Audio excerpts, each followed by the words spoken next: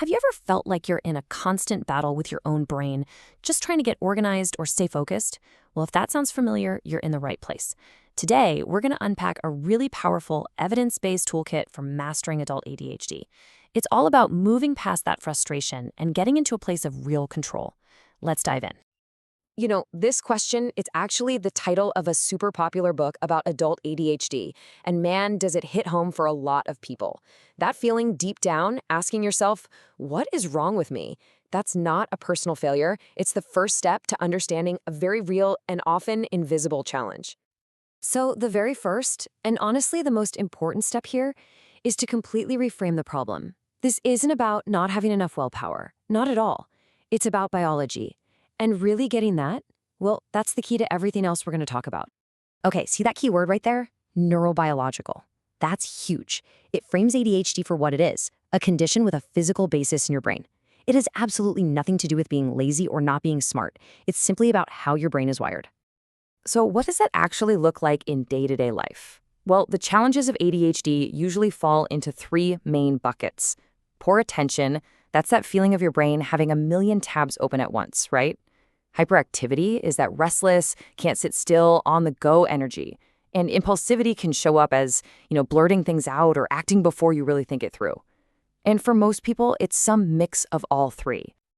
Now, a lot of people think medication is the silver bullet for ADHD, but it's just not the whole story. Even when meds help, and they often do, there's usually this big gap between what the pills can do and the actual skills you need to navigate life. Let's look at why that is. First off, medication just plain doesn't work for everybody. It's a surprisingly big number, really. In some studies, up to half of all adults with ADHD are what we call non-responders. For them, the benefits are either too small or the side effects are just too much to handle. And here's the kicker. Even for the folks who do respond well to medication, it's not a cure. On average, you're looking at about a 50% reduction in those core symptoms. Now, don't get me wrong, 50% is a huge help, but it still leaves the other 50% of the challenges for you to manage. And this right here is the most crucial point. Medication can help turn down the volume on the static in your brain, but it can't teach you how to organize your life. It doesn't give you a blueprint for prioritizing tasks. That space between, that's the medication gap, and learning how to fill it is everything. So to really get why these skills are so vital, we need to look at how ADHD can trap you in this vicious cycle that feeds itself. It's a model that shows how the biological symptoms can spiral out into much bigger psychological problems. Okay, here's how this feedback loop works. It all starts with the core biology, right? The trouble with focus and self-control. But then that leads to a history of setbacks, maybe at school, at work, in relationships. And that, over time, creates these really deep negative beliefs about yourself. That lazy, stupid, or crazy feeling we talked about. And of course, when you believe that stuff, it becomes even harder to get organized or start a task, which, you guessed it, just reinforces the whole cycle. This is exactly why just try harder is probably the worst advice you can give someone with ADHD. You're not just fighting your brain's wiring, you're fighting this entire psychological loop that's been built up over years. To break free, you have to stop trying to push through the wall and instead learn how to dismantle it, brick by brick. So what are the tools to do that? Well, this approach is built on what we call the 3 pillars of mastery. These are 3 core skill sets designed specifically to break that cycle and help you build a totally new foundation for success.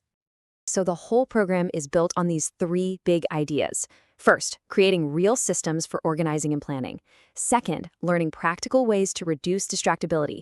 And third, and trust me, this one is a total game changer, mastering what's called adaptive thinking. So let's start with that foundation, pillar 1. This first pillar is all about creating structure where there's been chaos. It's about taking that overwhelming, endless to-do list and finally wrestling it into a system that actually works for you. And look, the goal here isn't to be perfect. It's just about building a foundation you can actually rely on. A fantastic, super simple tool for this is the ABC method. You just take your task list and give every single item a letter. A tasks are your absolute top priorities, the things you must do today or tomorrow. B tasks are important, but more for the medium or long term. And C tasks? Those are the low priority things, the ones that are often kind of easy or fun, but aren't actually urgent. And here's the simple rule. You can't work on your B's until your A's are done.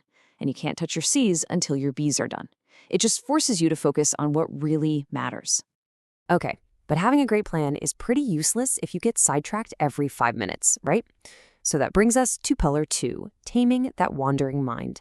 If pillar 1 is about building the railroad tracks, this one is all about learning how to keep the train on them.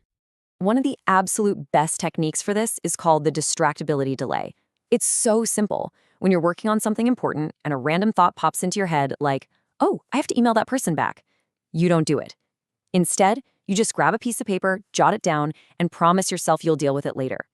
This little trick acknowledges the thought, gets it out of your head, but doesn't let it derail your focus. It's incredibly effective.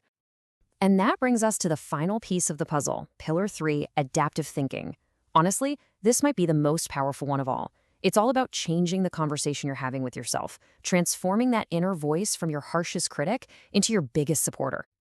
A really brilliant way to think about this is to imagine you have an inner coach. We all do, right? The only question is, what kind of coach is running your internal team? Is it a critic who's always yelling? Or is it a supporter who's there to help you up? I mean, just listen to the difference. Coach A is the critic. He's screaming, I can't believe you missed that. You screw up again and you're done. All that does is create fear and make you play worse. But Coach B, the supporter, they see the mistake and say, okay, you missed that one, let's shake it off. What can we do differently next time? That voice builds you up.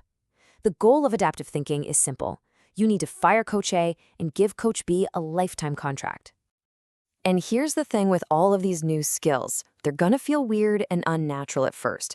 For a brain that's wired for ADHD, building these new habits takes real conscious effort.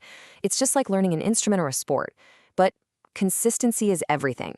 You just have to stick with it long enough for these skills to become your new normal. So we'll leave you with this one question to think about.